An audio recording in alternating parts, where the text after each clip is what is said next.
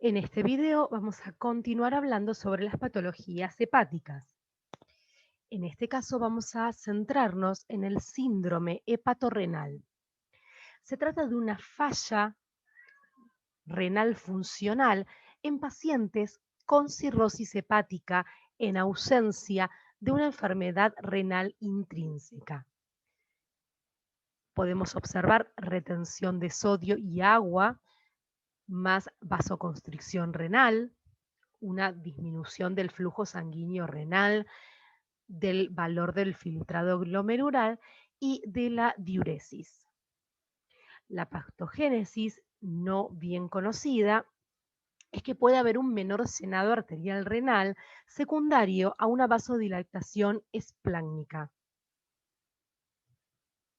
En el síndrome hepatorrenal tipo 1 podemos observar un fallo renal rápido, severo y progresivo, con una creatinina sérica mayor o igual a 2,5, no vamos a observar daño histológico y va a haber ciertos factores precipitantes como hemorragias gastrointestinales y hepatitis alcohólica aguda.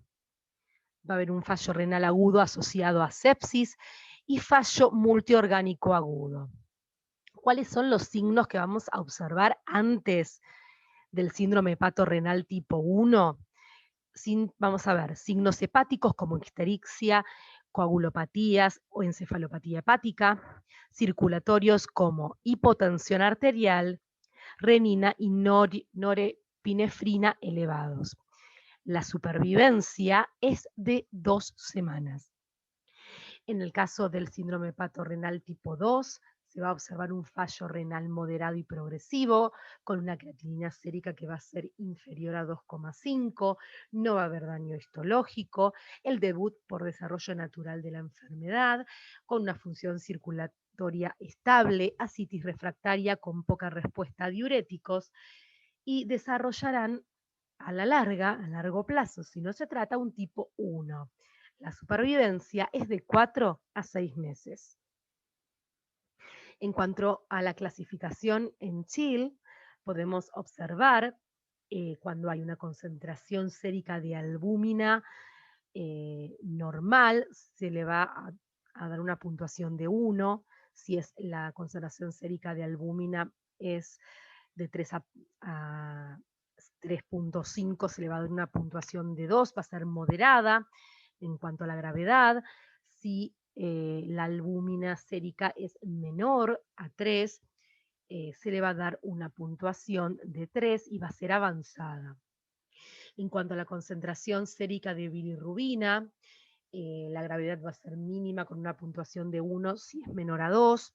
Si es de 2 a 3 va a ser una gravedad moderada. Si mayor a 3, la gravedad va a ser avanzada. En cuanto al tiempo de protombina, si es prolongada, es decir, menor a 4 segundos, la gravedad va a ser mínima, va a ser moderada en caso de que el tiempo de protombina sea de 4 a 6 segundos, y si es mayor a 6 segundos, la gravedad va a ser avanzada.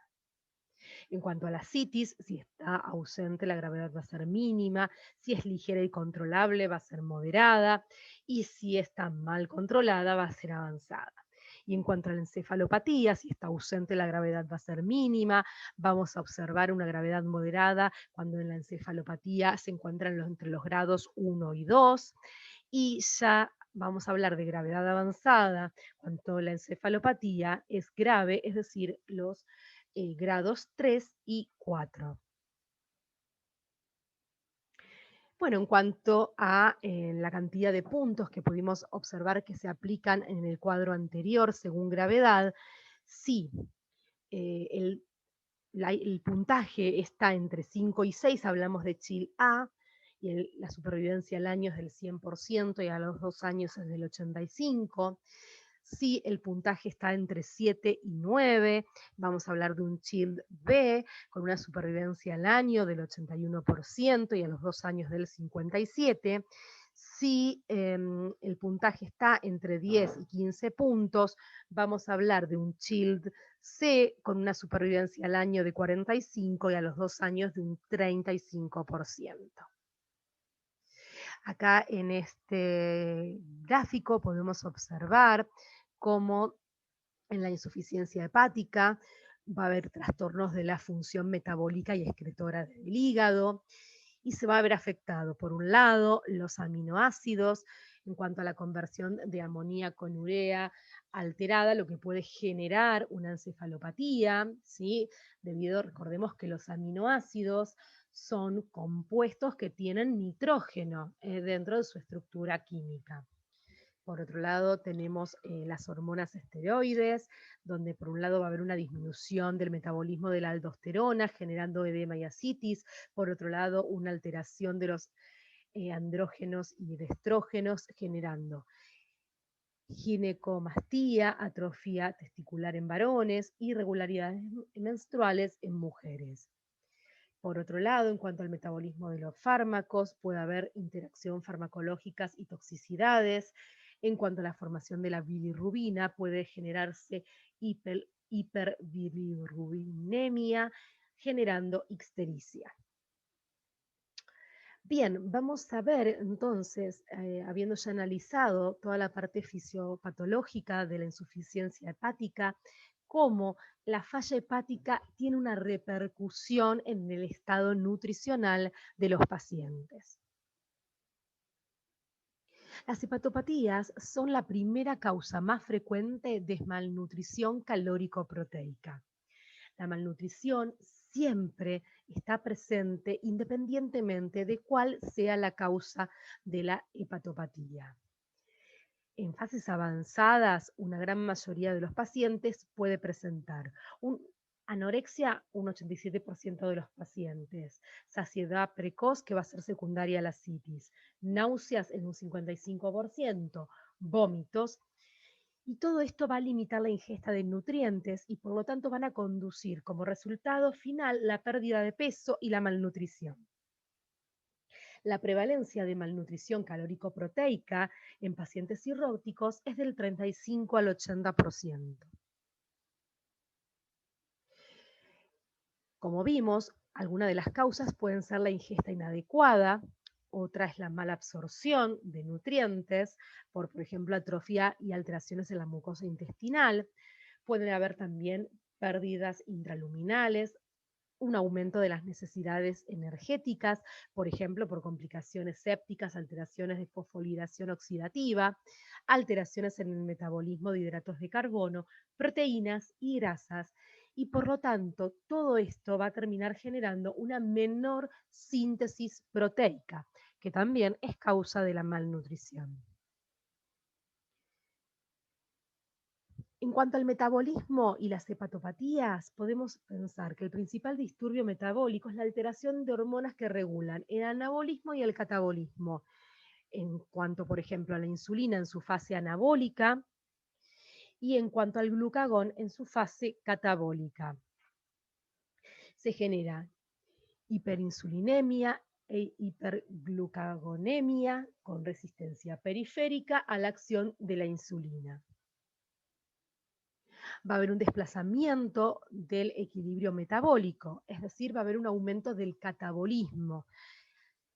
Va a haber una alteración en el almacenamiento de nutrientes como el glucógeno, los triglicéridos y las proteínas, lo que va a favorecer la glucogenólisis, la lipólisis y la proteólisis.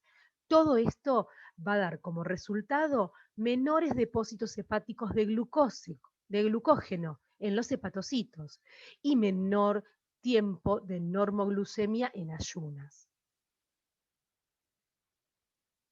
Entonces, la consecuencia va a ser que va a haber una estimulación más precoz de la gluconeogénesis. Y esto va a dar como resultado un aumento de la lipólisis y proteólisis para la liberación de precursores glucogénicos como piruvato, lactato, alanina y glicerol. Hay una elevada prevalencia a la intolerancia a la glucosa, lo que genera resistencia a la insulina.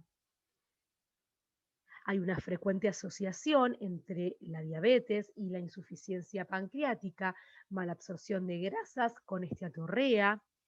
Se pudo describir la presencia de esta malabsorción en el 40% de los pacientes. siendo más severa, más de 30 gramos por día en un 10%, y que son causadas por la insuficiencia pancreática concomitante. La colestasis asociada también colabora con la mala absorción de grasas y de vitaminas liposolubles.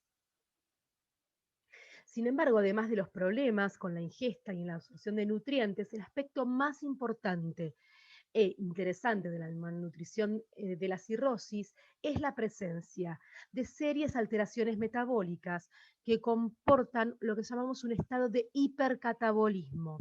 Que este hipercatabolismo es similar al que observaríamos en un paciente con sepsis o con trauma. Es decir, que el paciente cirrótico es un paciente que está en un estado de hipercatabolismo, que sumado a todos los factores relacionados a la ingesta y mala absorción de nutrientes, dan una seria malnutrición. Hay niveles de ácidos grasos y cuerpos cetónicos van a estar aumentados. Hay un defecto en la capacidad en el almacenamiento de ácidos grasos en forma de triglicéridos. Este desbalance entre la síntesis y catabolismo graso provoca una depresión severa del tejido adiposo. También hay niveles inapropiados elevados de leptina que podrían ser responsables de anorexia y también de un aumento del gasto energético basal que tiene el paciente cirrótico propio a la enfermedad. ¿A qué se debe este continuo estado catabólico en estos pacientes cirróticos? La hipótesis es que hay un paso excesivo de endotoxinas producidas por bacterias gram negativas en la sangre debido a un aumento de la permeabilidad intestinal. Las endotoxinas pueden provocar la liberación de citocinas y óxido nítrico que actuarían como mediadores del estado catabólico, así como del estado hiperdinámico en los pacientes cirróticos. Estos pacientes tienen niveles aumentados de citoquinas proinflamatorias con defectos catabólicos en el músculo y en el tejido adiposo. En cuanto al metabolismo proteico, en etapas avanzadas de la enfermedad hay un cambio en el metabolismo de aminoácidos, pérdidas urinarias de nitrógeno que van a sugerir un estado hipercatabólico y este catabolismo no disminuye en respuesta a la nutrición. ¿Esto qué quiere decir? Que indistintamente de los esfuerzos que hagamos para tratar de renutrir a este paciente, el estado hipercatabólico va a continuar. Este desbalance sérico de aminoácidos se ve en sepsis, trauma y probablemente está mediado por alteración del balance de entre la insulina y de otras hormonas. Diferentes estudios han demostrado que pacientes cirróticos con masa muscular esquelética disminuida son más propensos a desarrollar encefalopatía hepática, lo que subraya la importancia de preservar la masa muscular esquelética en pacientes cirróticos para prevenir la encefalopatía. ¿Qué pasa con la valoración nutricional de estos pacientes? Podemos decir que no hay un consenso sobre los mejores criterios diagnósticos de malnutrición calórico-proteico en cirrosis. Y esto se debe porque la valoración es difícil debido a que muchos de los parámetros que utilizaríamos para hacer una valoración del estado nutricional se ven afectados por la propia enfermedad. Por ejemplo, las proteínas viscerales, los niveles están bajos independientemente del estado nutricional y correlacionan mejor con el grado de severidad de la enfermedad hepática que con la malnutrición del paciente. La linfopenia y la respuesta inmune alterada también son comunes en la cirrosis, incluso cuando el paciente se encuentra bien nutrido, con lo cual estos parámetros nos estarían sirviendo para hacer una valoración del estado nutricional del paciente. En cuanto a los objetivos que nos vamos a plantear para el tratamiento dietético, considerando que es un paciente difícil de valorar y que está en un estado hipercatabólico y con un riesgo muy elevado de malnutrición, lo primero que vamos a hacer es tratar de valorar el estado nutricional de este paciente. Modificar si hay síntomas digestivos para favorecer una buena ingesta de alimentos y proporcionar alimentos adecuados para incluir un balance positivo Es decir, tratar de que haya un buen metabolismo proteico, pero manteniendo el cuidado de no inducir a una encefalopatía. Con esto finalizamos esta presentación. Muchas gracias.